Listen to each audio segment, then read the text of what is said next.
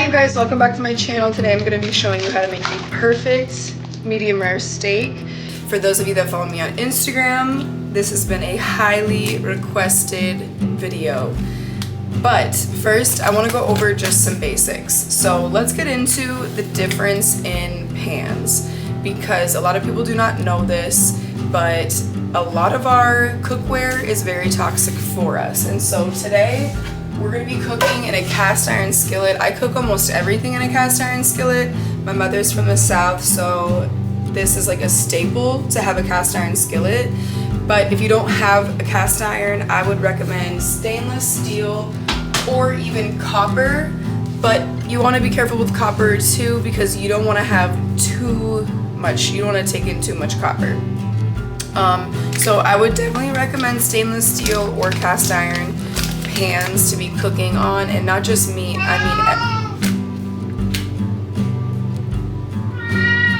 not just meat, everything should be cooked in good pans. So stay away from things like Teflon. If it says it's non-stick, stay away from that. Anything ceramic coated is just gonna be a no-no, so stay away from stuff like that. Now let's talk about picking your meat. When you're picking your meat, you want to look for fine, even marbling. The marbling are these white spots. It literally looks like marbling, like a marble counter. What marbling is just the fat within the steak. And so as you cook this is going to add more juiciness, more tenderness, more flavor to the steak. So you want to make sure that that's even as possible. The steak looks fabulous. Now, this is a ribeye. That's pretty much all I eat is ribeye. I love ribeye, but there are different cuts of a steak. So there's a fillet, there's ribeye, there's tenderloin, and these are gonna be naturally good for pan frying or grilling, okay? They're gonna be simple to cook. Versus tougher cuts, like chuck and round cuts, those are gonna be thicker and those are gonna take a lot longer to cook. Those are gonna be tougher and benefit most from slower cooking, like braising or stewing. So, different kind of cuts. We're not going to get into all that today, and I am by no means a meat expert. I just am obsessed with steak. I've always been obsessed with steak, and it took me years to be able to cook one, and now I can do it without even timing it or looking at the steak. So it's really simple. Yeah, let's get into how to cook the perfect medium rare ribeye.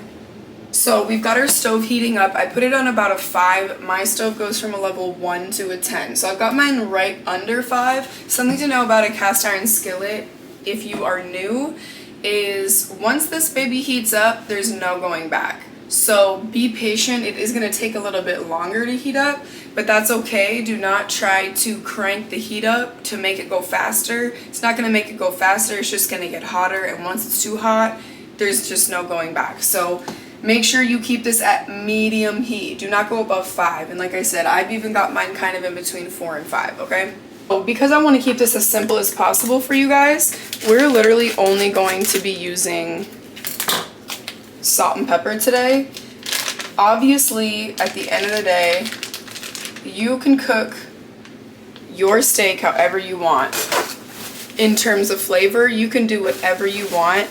But I'm not going to get too fancy, and I don't like to add too much to it. If you're cooking with good meat, you don't need 10 million spices, okay? So we're just using salt and pepper today. I'm not even doing what everyone else does, which is they're going to slather it in oil and then they're going to put the seasoning on. Like, I don't find any of that necessary. Again, I don't believe there's any like true rules with cooking. So this is just what I do. I'm purposely trying to keep this as simple as possible. Like, I want you to be able to do this if you're in a college dorm. You know what I mean? Simple, simple, simple, and as affordable as possible. Now, with that being said, just because I'm using salt and pepper doesn't mean that I'm skimping. Like, I'm obviously really coating this. But, yeah, I'm not gonna like slather a bunch of oil and shit on this, okay? So we're going to season that, wait for our pan to get hot. Now my pan is oiled. You can use butter, and I might add a little bit of butter later. My pan is already oiled because how you preserve a cast iron skillet, even after you wash it and in between using it, you actually store it keeping it oiled. You always keep your cast iron oiled. So mine's already oiled. I don't need to add any extra, but you can add your olive oil, butter, whatever you're going to use, okay? I know it's hot because if I can put my hand right above it, I feel the heat coming up. So that's how I know it's ready.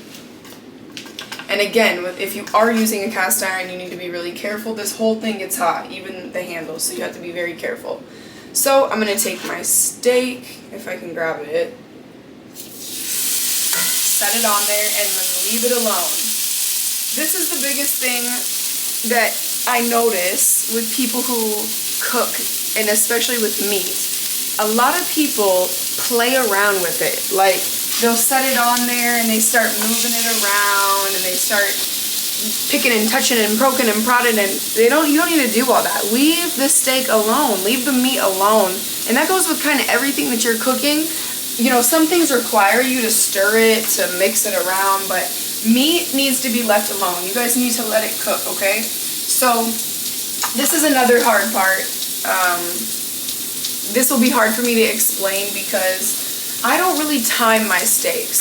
So everything I do, to me, cooking is very intuitive for me. It's very muscle memory. It's a feeling. So I cook steak so much, like literally I cook steak 3-4 times a week. And so when you cook it that much, it's muscle memory. Like, I don't watch the clock, but for this video, obviously I have to tell you guys a time. So for medium rare on this heat, I would say probably about 5 minutes on each side.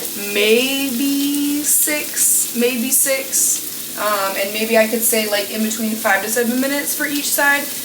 But yeah, it's hard for me to give you an exact time because it really is just a feeling. And obviously everybody's stove is different, everybody's pans are different, especially if you're using a gas versus electric. I'm on an electric, so it's really hard to control the temperature and the heat on these. And so that's why I would say maybe start with 5. You can always pop it back on there, but once it's overcooked, it's overcooked, right? So, yeah, we'll say 5 to 7 minutes on both sides. But once again, like, this is all a feeling for me. I'm not really watching the clock, okay? So I'm going to leave this alone, and then we'll be back when I flip it.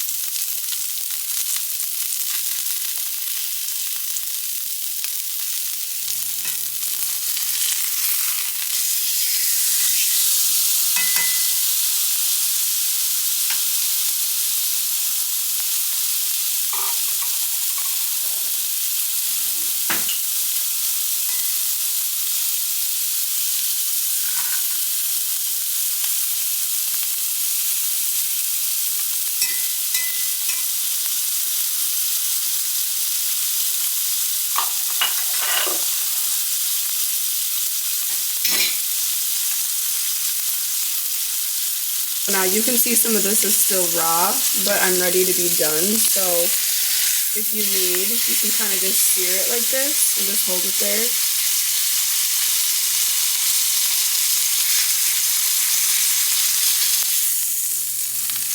See, like that. And you can do that with all sides if you need to.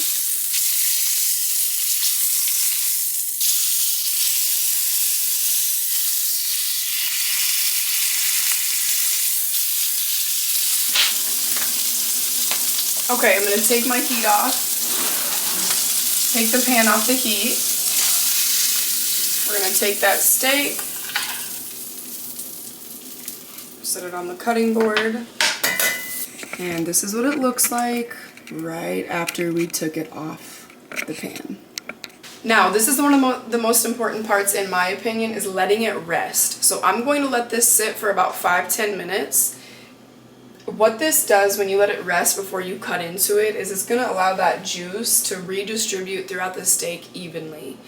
If I were to just cut into this right after it was fresh off of the pan, when it's super hot like this, is you're going to see all the juices fall out of the steak. It's normal to have a little bit of juice come out, but you will see so much more juice will be lost if you just cut right into this. So it's really, really, really important that you just let it rest. So yeah, we're gonna let it sit. While it's sitting here though, after it's super hot, I'm gonna try this sea salt. I got this from my butcher. I don't know if you guys can see, but this is a French finishing salt. It says fresh and moist, hand harvested, non-processed. So this is local, but yeah, this is sea salt, and you can just tell it's good. Well, one, I paid a lot of money for it, but the smell is freaking incredible, but you can just tell it's good salt. I'm trying to show you guys, see if you can see. You can just tell it's good salt, but I wish you could smell it. So while this is still hot and resting, I am going to sprinkle this on top. Even though I already salted it before, I want to try this salt, so I'm going to put this all over the top of it, let it melt into that steak. I just know this salt is going to be so good. Okay. Looks like snow. It's so pretty. Alright, let this sit, and then I'll show you when I cut it open what it looks like. Okay, you guys, my steak has rested for 10 minutes. I'm going to get the sharpest knife that I have because I really need new knives. And we're going to cut this. I like to just grab it like this versus like pushing down into it. Kind of take control of it. Oh yeah, it's perfect. I know you see that. Look at that.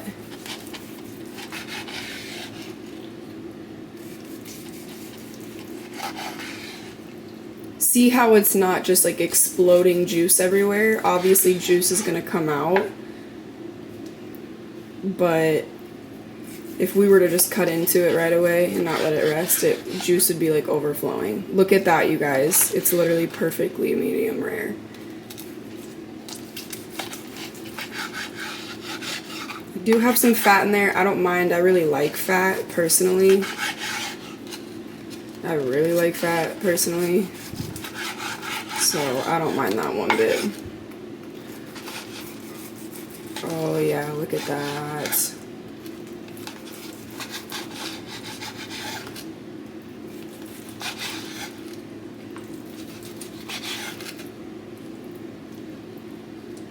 There you have it, a perfect medium rare steak.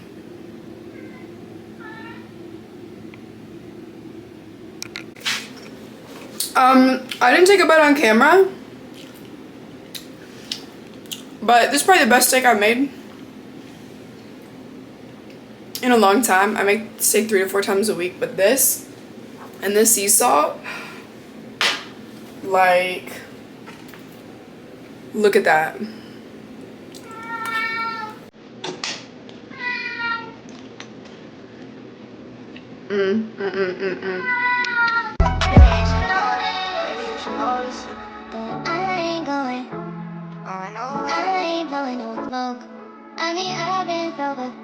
But you should've known it. I wasn't going.